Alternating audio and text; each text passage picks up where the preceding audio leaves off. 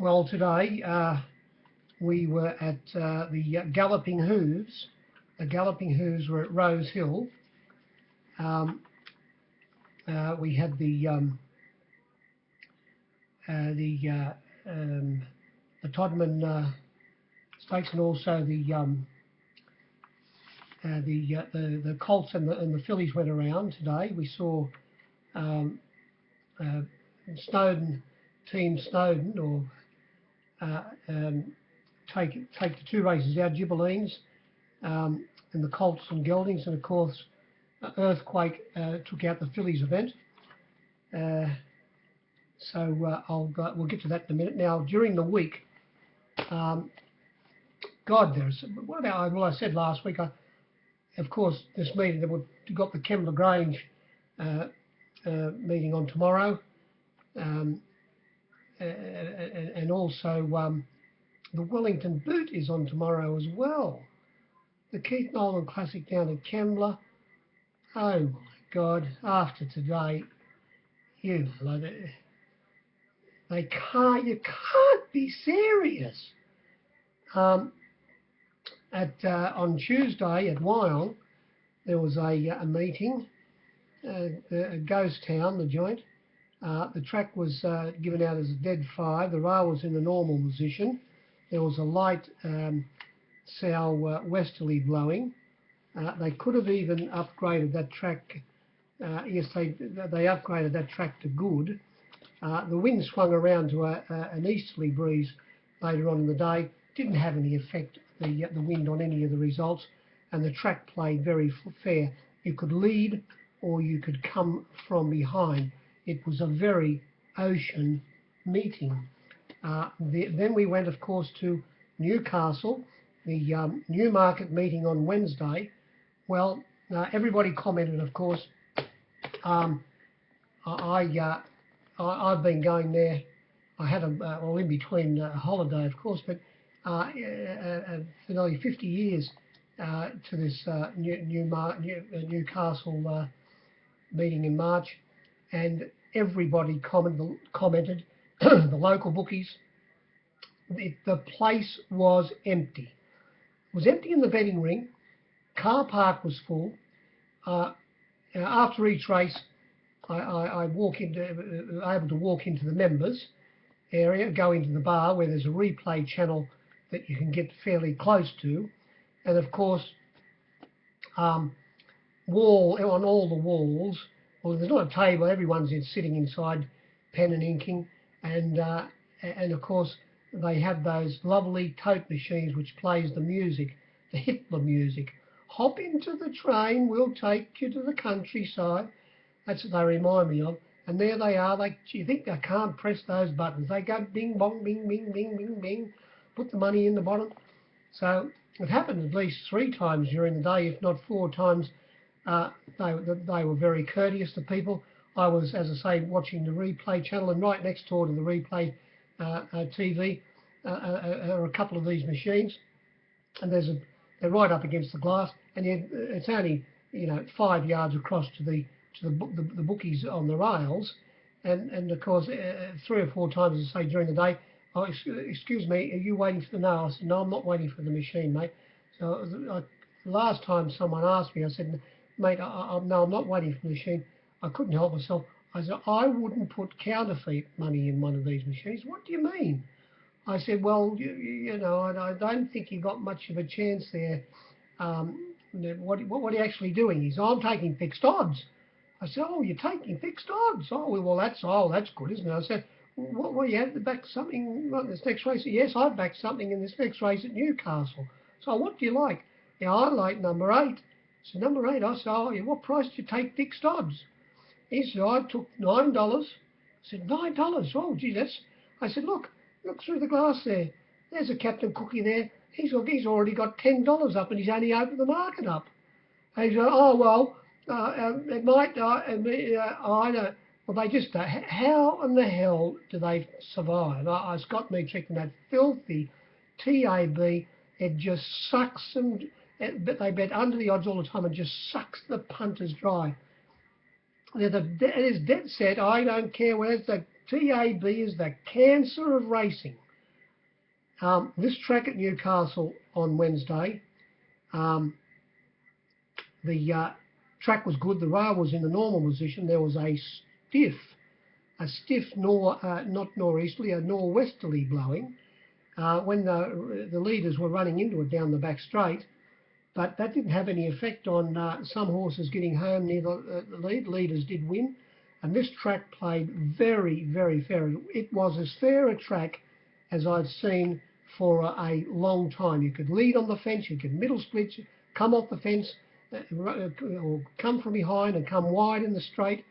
Very, very fair track, the track at Newcastle, the way it played on Wednesday. Of course, today, there's another meeting on there today at Newcastle. Well, I've got to watch that tomorrow, of course.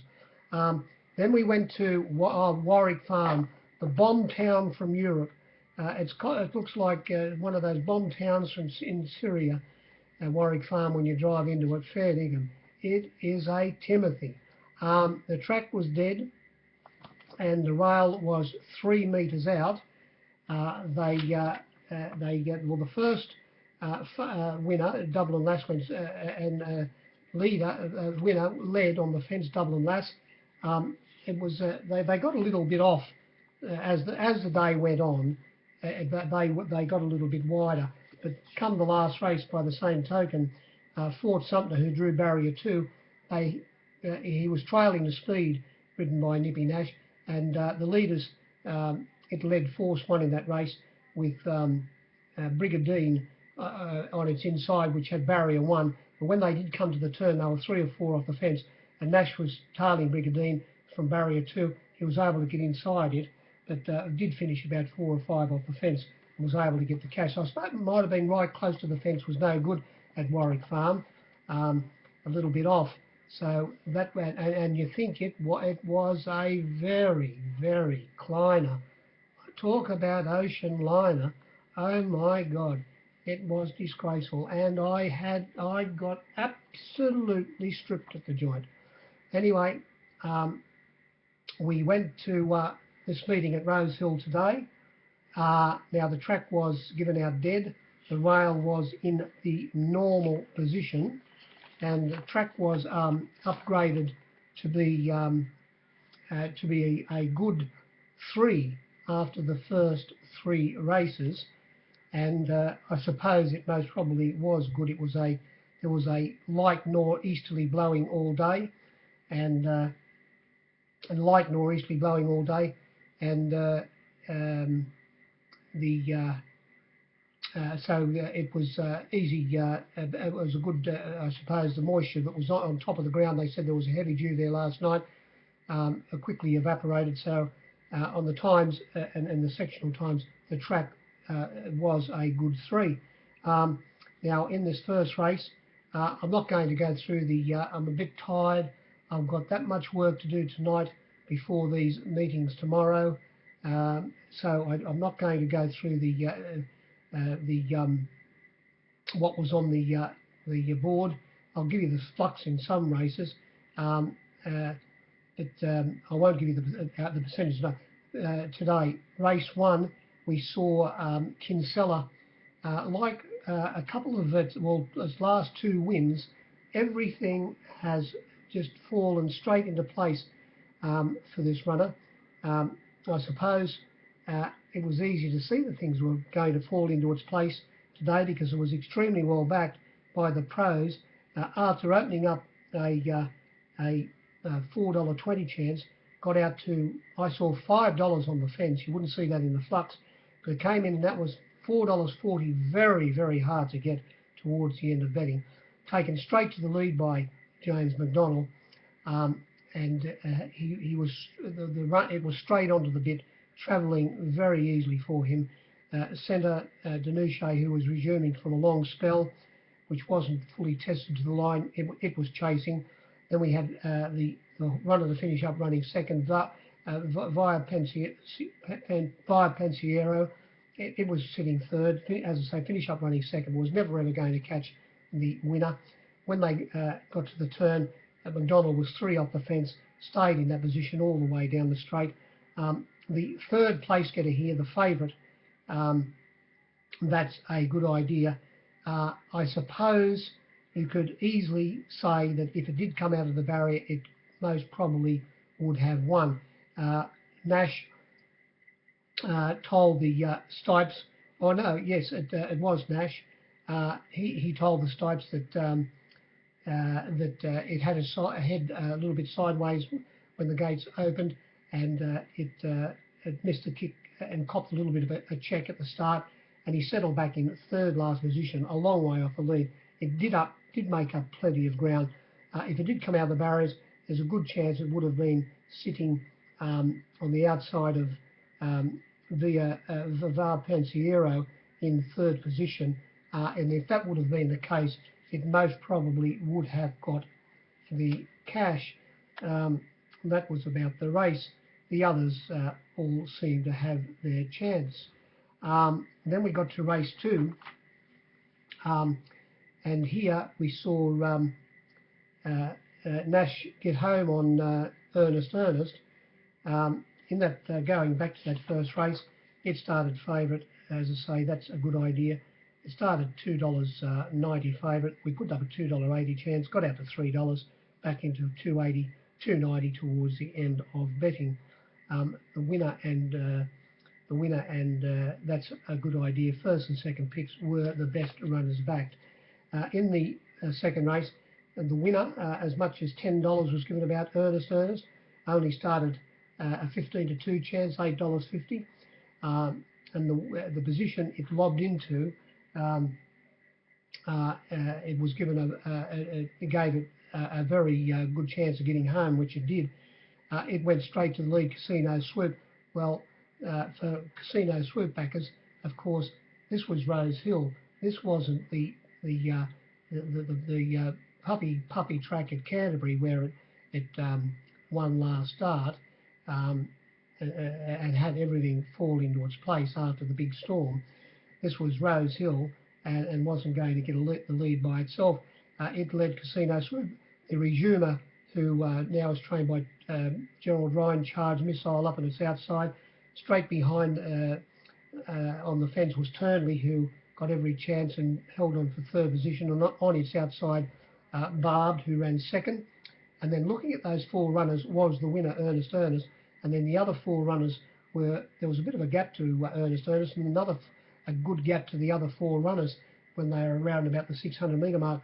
When they flattened out, Nash would have been aware that Ernest hasn't got a very long sprint in it, and he was travelling sweetly when you look at the replay, and he was kidding to it. There was nothing coming from behind, and he said, well, I've got you leaders covered, but there's a bit of bludgeoning you, Ernest. So he waited and waited till he got to the 200-metre mark, then eased off the heels, went for it, and he was able to get past Barb near the line, beating by 0.2 of a length. But he had enough on the line, Ernest. And of course, Ernest was in this race was the oldest horse by 3 years. Ernest is an 8-year-old, and we had the import number 1 and also Zephyron, the 2 5-year-olds. We had a couple of 3-year-olds, and the rest were 4 years of age. So he was 3 years old than every other runner here, and was still able to get home. It doesn't say much for the others. Race 3, well, this was a turnaround. Ghibellines, a very, very strong win, I must say, in this 2-year-old event for the Colts and Geldings. When the gates opened, he missed the kick, and he settled back, as I say, in last position. And when they turned for home, excuse me, when they turned for home, ridden by Clever Karen. So what a good guide Clever Karen is going to have when it comes to the slipper, being the rider of having his choice of Earthquake, of course. This Ghibellines, it just went. He went straight through the high diddle diddle. Was looking at the second horse and the very well backed unencumbered coming after they'd flattened out, and he just got inside unencumbered and went straight through the middle of them, and it powered to the line like a very strong, it's a nice big solid looking horse, and found the line very strongly to beat unencumbered by 1.3 lengths, who had every chance and also came from well back in the field. The runner that started favourite, I found it very hard to lay the Melbourne visitor Jabberlie. I reached for it towards the end of betting to 3:30. The yard watchers, they said that it was very light and also sweated up in the parade ring. It did have every possible chance.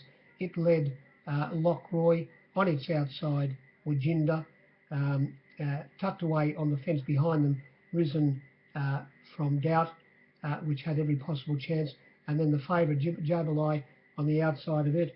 As I say, it was more or less, they raced in pairs like a trotting race, although the bottom one, the 100 to 1 chance, Equidam, it might have been a little bit wide in the run. It did run 14 odd lengths last, but it was the rank outsider in the field. The flux in this race, as I said, the best back runner by far was unencumbered. I was a bit against it. We put it up a $4.40 chance, got out to $4.60. It only started $3.40, and whereas a Jabberlie went eased from $3 a 2 to 1 the field got out to $3.30 towards the end of betting. There was a bit of money for Conroe. They took $8.50 rise from Doubt very late in betting into 13 to 2. Awesome Rock, a little bit of money at 26. Scratch Me Lucky, a little bit at 41. Wajinda, they took $6, but I still got something out of it at 4.5. Lockroy, $51. The winner, Gibberlines, was 30 out to 40. A huge result for the captains. The Satchel saved the day, and 100 the bottom one. A big result for the captains, Gibberlines. And it was I don't know how I'm going to price this race, because it won as if it was the favourite. Race 4, here we saw the filly, Earthquake, goes straight to the lead, Earthquake, ridden by Clever Karen, and well, it was drawn in barrier 8, and on its outside in barrier 9 was the second pick, Moss Fun, and obviously it was always going to follow Earthquake across. Hopefully Earthquake wasn't going to sit outside a runner coming to the first bend, and Moss Fun being trapped 3 wide, but that wasn't the case. Moss Fun, Earthquake was able to get to the lead past She's a Lady, who tried to kick up, but he found the lead fairly easily, and as I say, Moss Fun tailed across, sat on its outside. Both of them travelled very well in the run. If anything, Moss Fun looked like it was travelling a little bit better than the favourite coming to the turn. Obviously, Team Hawks, who are absolutely flying, and you think they don't forget the punters to back their runners, like the old days when Team Hawks, or when John Hawkes was a trainer, when he first came. Well, he started off in South Australia, of course, and he used to, when that stable bet in South Australia or wherever they took horses, they were deadly. They were very hard to beat. And of course, then he got the job with Darley, now Peter Snowden, but they seemed to be, they were very quiet there for a long time, Team Hawks, but now, as everybody knows, that every time they're putting runners down, not only are they winning, but they're sensationally backed as well, and they've won a lot of money from the captains. Oh my God. I'd like to see how much is under the bed there in John Hawkes' joint. Now, as I say, well, they would have said, well, come on, we'll see if we can win this Golden Slipper. And they followed Earthquake across, but Earthquake held Moss Fun all the way down to the line to beat it by 1.3 lengths, and was doing a little bit better than Moss Fun on the line. By the same token, this race, there was only 4.4 lengths between the 9 runners when they hit the line, and it was a little bit wide at one stage, Alpha Miss, and then got tucked in, but then was slightly held up. And the 4th horse, More Radiant, came from second last down the outside. It was only beaten about just under 2 lengths.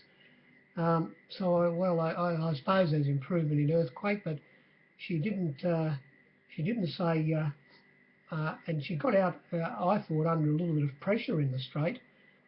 Finished, she was, say, 2 off the fence turning for home, and when they hit the line, didn't interfere with any runners, but she got out a little bit under pressure. I suppose she'll be improved in the next 2 weeks, and finished in the middle, right in the high diddle of the track. We put her up the 2-to-1 on favourite. It was wound off at one stage, only for a minute, into $1.45. We put it up, we'll have you 2-for-1.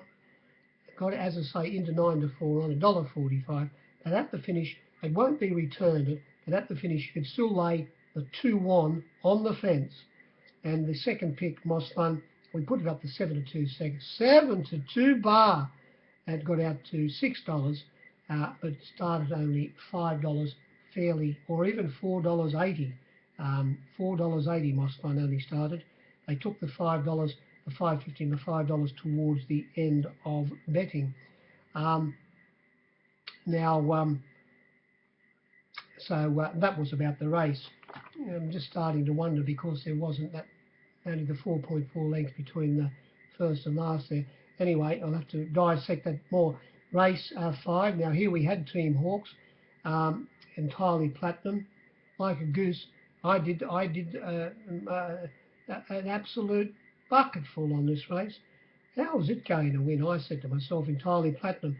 $6 out to $6.50, back into $4.60. But I'll mug a lugs here. I was $5 again when they jumped, still laying it. It went straight to the lead. I owned the lead. Julian's, ridden by the pumper. It ran along. Only got beat about 2 lengths. Stayed close to the fence all the way. Ridden by Catwalk, Corey Brown, entirely platinum. It just bowled along. It has a big stride, very similar to its stablemate Messine. It just sat looking at the leader all the way. The 2 picks in this race, Prince Cherie and Diametric, Prince Cherie sat in 6th position, 1 off the fence, and right on his back was Diametric. They had every possible chance. There were 2 runners. The runner that was tailed off was a clear last at one stage. Let's Make a Deal, who copped a bit of a check at the start. It came from well behind that pair, the 2 picks, and so did Brickerton, who was second last. And they finished in front of, as I say, Prince Cherie and Diametric. They were very average runs. It only had the 1 run from a stall, Prince Cherie. Today was second up, and it's going for another spell straight away, so the trainer says. So that's not a good sign. And Diametric, well, as I say, plugged away. The winner just got past Julien's after straightening and proved far too strong. It came from 6th on the fence, Midsummer Sun, after being held up slightly, and ran into second place, beaten 1.3. The winner, well, I underestimated it, but maybe the other runners in that race, they mightn't have been right. Anyway, race 6. Here we saw Messine, another Hawks, and Nettie Get Home.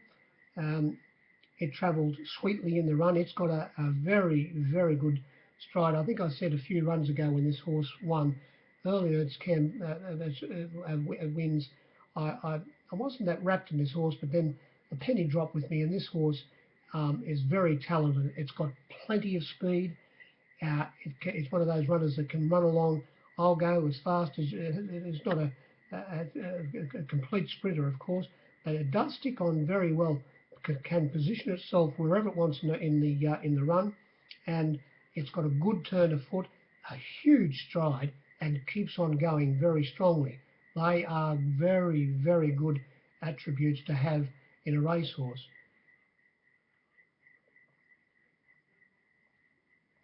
The Pooty Blue. What a filthy swine that Putin is. Oh my, he said that section was coming. Got tangled up in Nigeria, of course. Once he said it was going via Nigeria, I knew I'd never see it. It would never see the light of day. It was dead and buried. What a scoundrel that man is. Anyway, no, I'm not, never ever again. I'll never fall into him again. I tipped him a swag of winners. He never handed over, except for the Pooty Blue. Now, this race, as I say, Messine was far too strong. It led. I own the lead. Ecuador. How was it going to win? You did see as far as 2 wins, everybody, didn't you? It was a miracle. It won both times. It started second pick. Messine started favourite. It went straight to the lead. Ecuador. Messine looked at it, which always was going to be the case. Muro, who was tucked away third on the fence on its outside, Rhythm Despair, a 30-1 chance. Muro, Craig Williams was aboard Muro. He said when he got around to the barrier, he got the vet to have a look at this. He said, I think this horse is a little bit scratchy. But the vet said, no, it's not. And they put it in the barrier and it ran like it was a bit scratchy.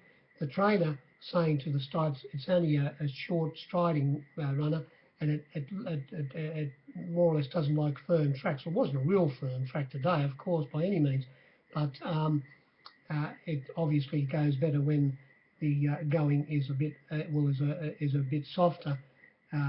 It pulled up, well, it ran fifth beaten, or wherever it got beat 5.2 lengths. But once Messine was able to get past Ecuador, the race was more or less over, and the import Weary, ridden by C. Newitt, replacing Father Schofield, who's gone with, of course, Tommy Terrific Berry over to Singapore to see Nathan. I hope everything goes all right there. Weary, it came from a clear second last. There was a good gap. After the first 4, there was a bit of a gap in this race to another 3 runners, and then there was a good gap to Weary, and then another long gap to the 80-1 chance to rank outsider, less is more. And as I say, Weary, it did make up a lot of ground to be beaten, only 2.8 lengths. So its run was obviously very good, but this runner, Messine, has got plenty of talent. Race 7, this was the Coolmore Classic, and this race was won by Jay the Pumper Cassidy on steps in time. His balance, as I've told you before, there'll be that many horses in races that at some stage they always have a peg around to see whether he's still aboard, because he rides. He's got very short hand and legs, and he, with his toes just in the saddle, right up in there with the perfect balance. The weight distribution is second to none, and it was taken straight to the lead, which thought would be the case. It was going to either lead or sit second. Straight to the lead. On its outside was I Own the Lead, who drew on the outside of him. Sweet Idea, the 3-year-old filly. We had 4 fillies in the race against the older horses, and she ran a bonny race, I must say. but it was the way this race was run was a deciding factor, of course. The Steps in Time didn't win this race. The Pumper, he won this race. When he found the lead, as I say, Sweet Idea, ridden by James McDonald, straight up on his outside, who replaced Tommy Terrific. Longport, who ran last, a clear last, was tucked in behind on the fence, and on its outside was the Avery Catkins.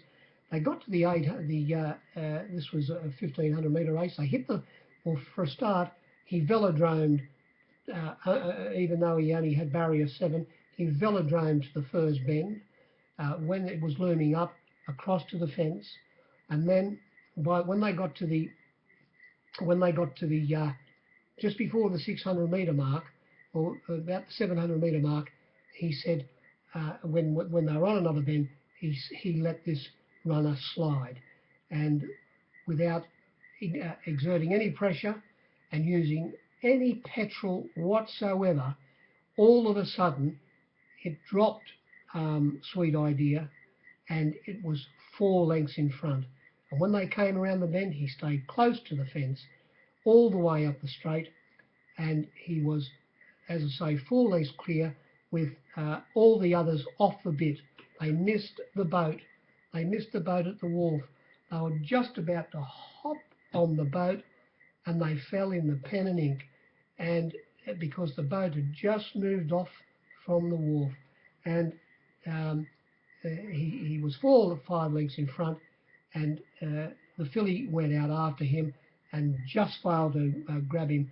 The Pumper knew he'd won. He put his head down on the line like this, and he went, "Yes, I've fallen in by 0.1 of a length." The Avery, who had every possible chance, Catkins, who couldn't sprint as quick as Steps. Oh, that Booty Blue is repeating on me. That filthy Putin. I'll get square with him, don't you worry. Catkins held on for third, and coming from making up a mile of ground, so its run was obviously to make up that much ground and pass a lot of runners was good. It was Royal Descent,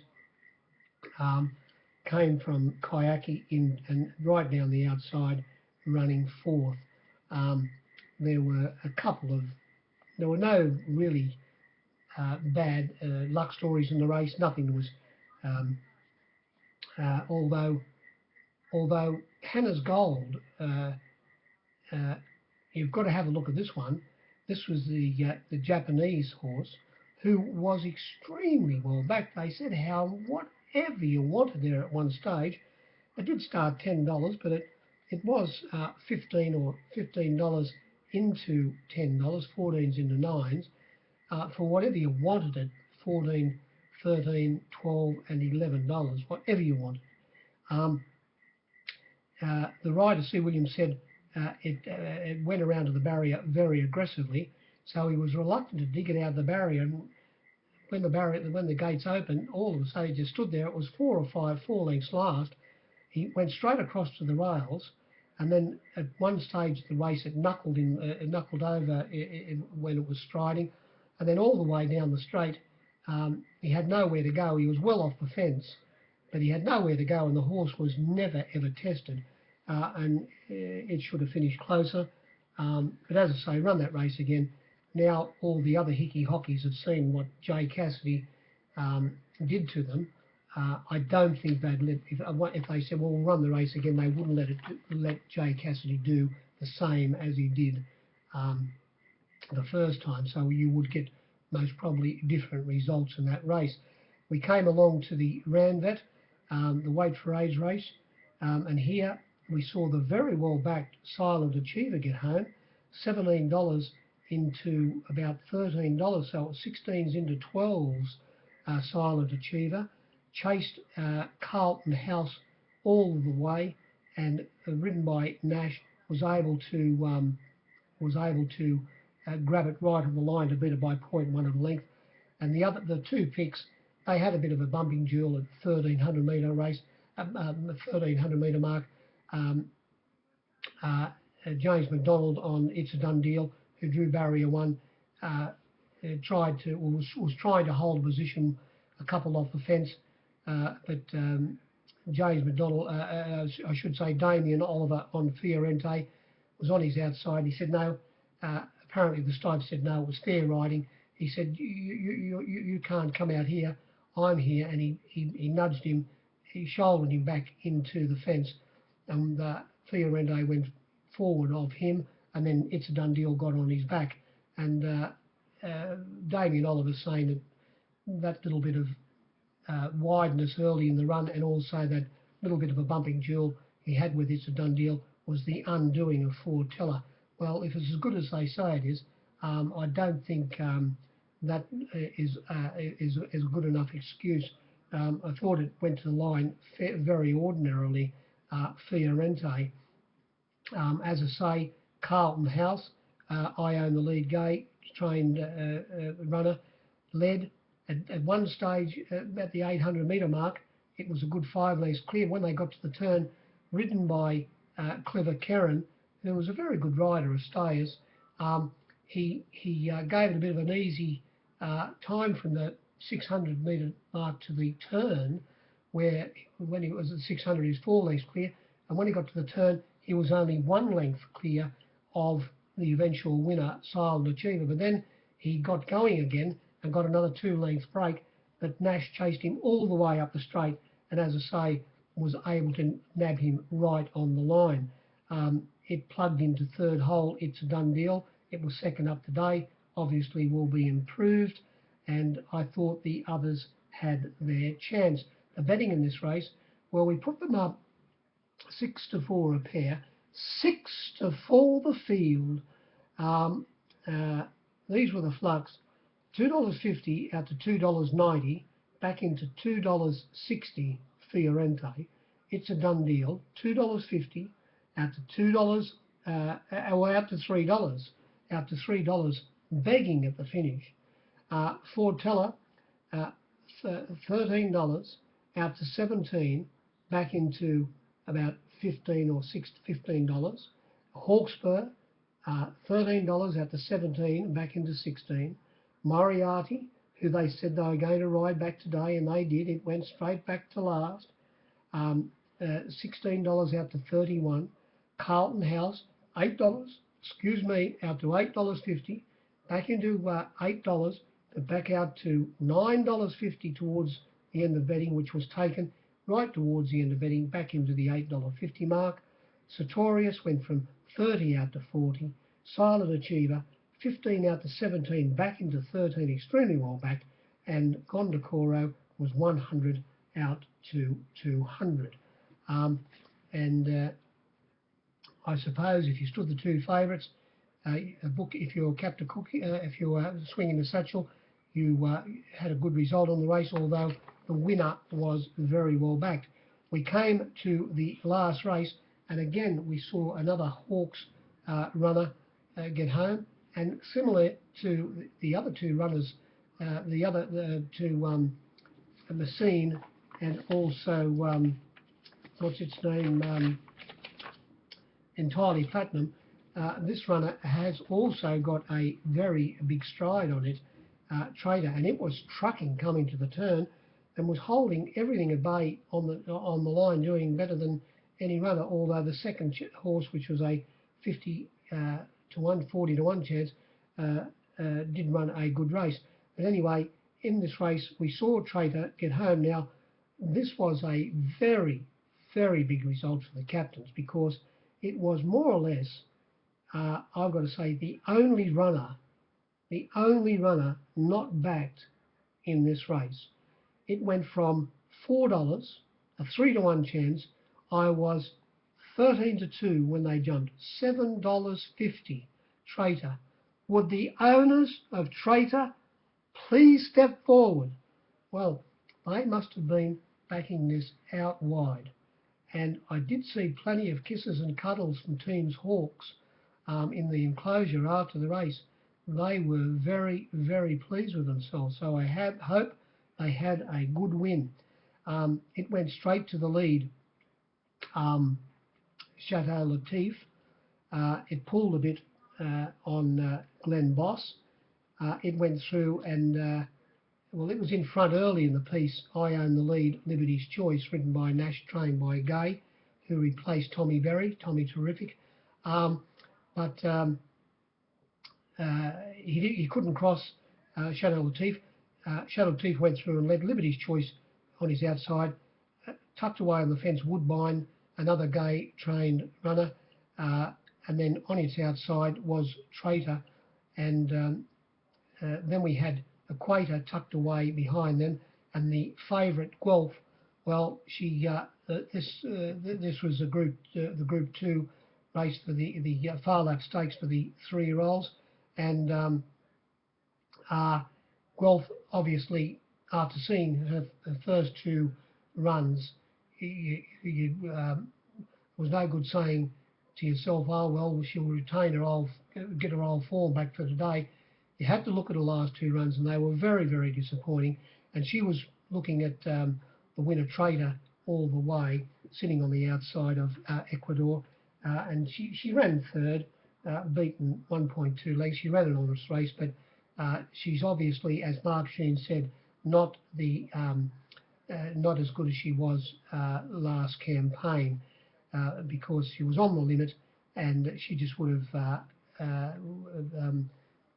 beaten these horses if she would have retained, as I say, her old form when she won the Champagne and so forth. But anyway, this Traitor, it moved up. It was trucking coming to the turn.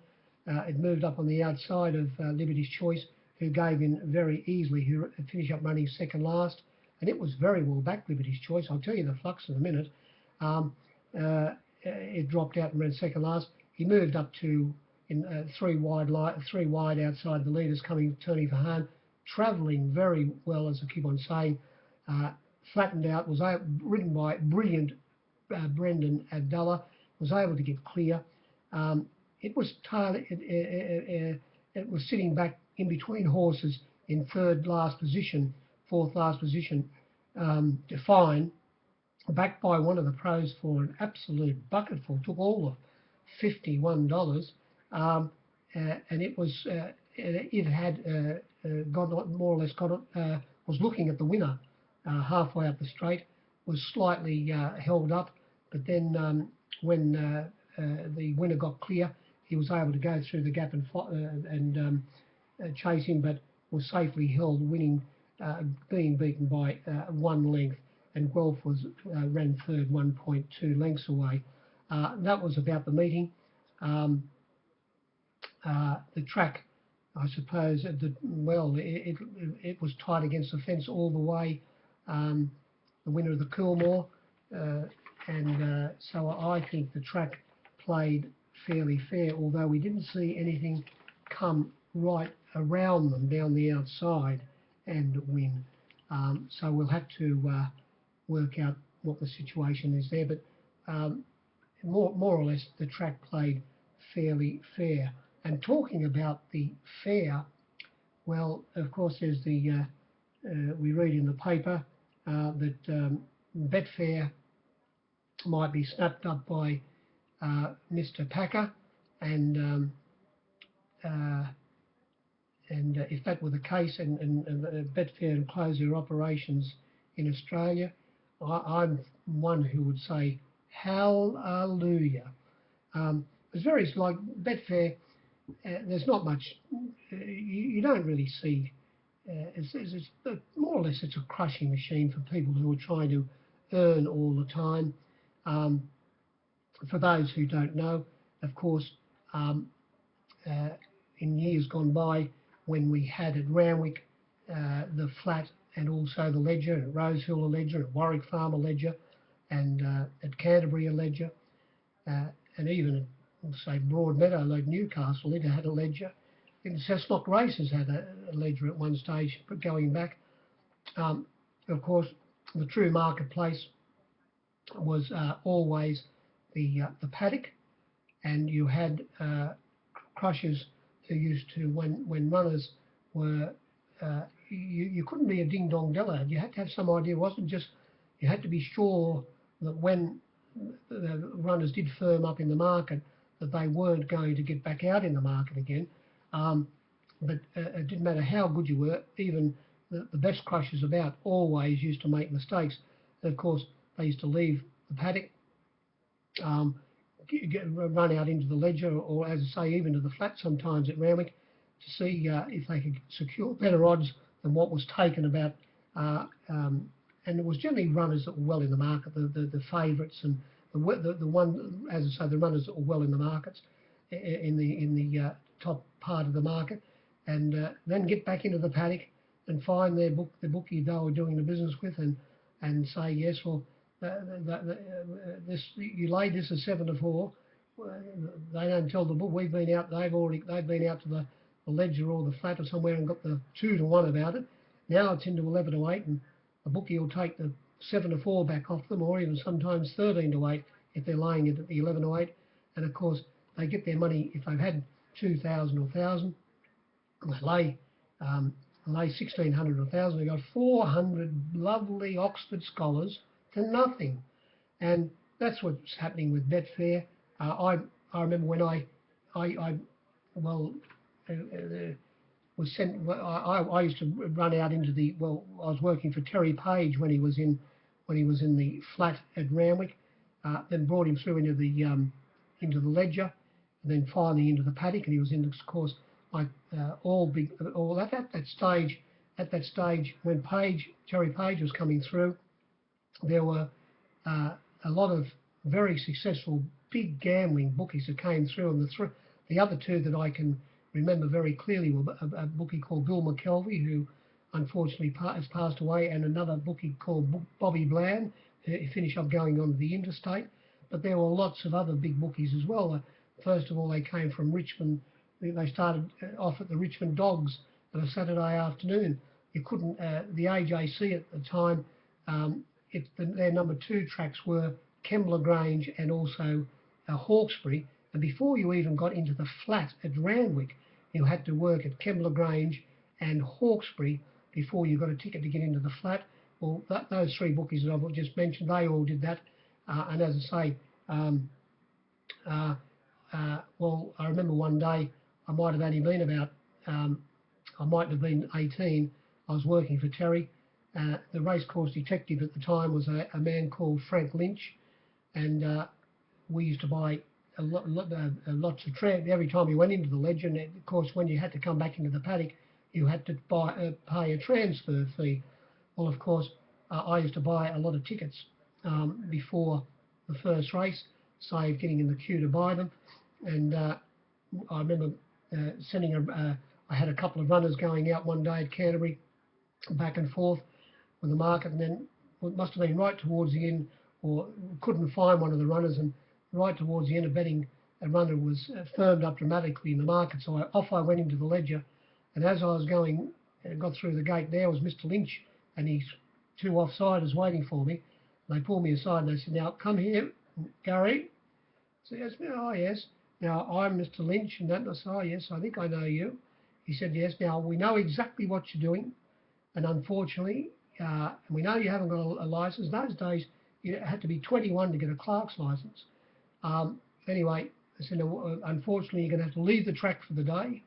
But you can come back again on Saturday." This was a Wednesday meeting in Canterbury. "You can come back on on Saturday, but you're not allowed to do what you're doing." So from then on, I just stayed in the paddock all the time, and we had 3 runners who were all licensed, and I used to just ride down the markets and send them one after out with the, of course, with the markets, and of course that's what the crushers are always trying to beat the market. Well, that's what's happening now with Betfair. Betfair, you see people who are at the track, they're watching it all the time.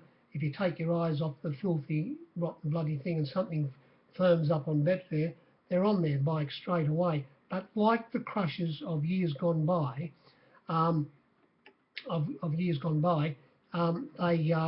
they do tend to make mistakes, and you know, we have got to have an opinion in this game, and there are lots of times when I see things go off from Betfair, and you say, well, you just know they're going to come for it, of course, but I sometimes say to myself, well, I think they've made a mistake here, and I mightn't wind this price off and I leave it there. I'm wrong a lot of times, but sometimes I am right.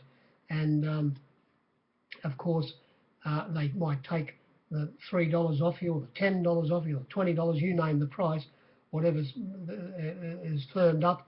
And as I say, a lot of times when they do back the runner with you at when it's gone off the fare, and they go back and look at the fare, they say, gee whiz, it's got back out to what I've just taken, and then all of a sudden it's a lot longer. Well, that's what used to happen with crushers. Sometimes they go out into the ledger and they take the 2 to 1 after the 7 to 4 had gone off, and when they get back into the paddock, unfortunately, it'll be 2 to 1 every board, and then all of a sudden 9 to 4, but there were some crushers who would fair dinkum crush a grape, and what they would do is they would, just to try and get some of their money back, they'd get the bookie to go the 9 to 4, if not 5 to 2 sometimes. Well, we've got the decimal odds now in between 9 to 4 and 5 to 2, and try and salvage some of their cash, which was hard to do sometimes, and of course reduced, it made their liability much higher. And of course, when the ledger, or when the flat at Randwick closed, and the ledger then closed at Randwick, like it did at Rosehill and Warwick Farm and Canterbury, well, of course, all of the crushers, they didn't exist anymore. It's no good being in the paddock, because the bookies who are in the outside ring, they can see what's happening on the fence. So the crushers all of a sudden were out of business. They were very crushers. They didn't have it. They couldn't win punting themselves. So they're a funny breed. So once as I say, the other enclosures closed, that meant that was the end of the crushers. So I wonder when Betfair, if it does close up, I wonder what is going to happen to all of these fair watchers who are, and a lot of, I think, without saying who they are, a lot of people are completely guided by what takes place on that filthy exchange. I can't wait till it disappears, and we'll see what happens if it does. Anyway, if you were wire netting, I hope you finished on the right side of the ledger. Good evening.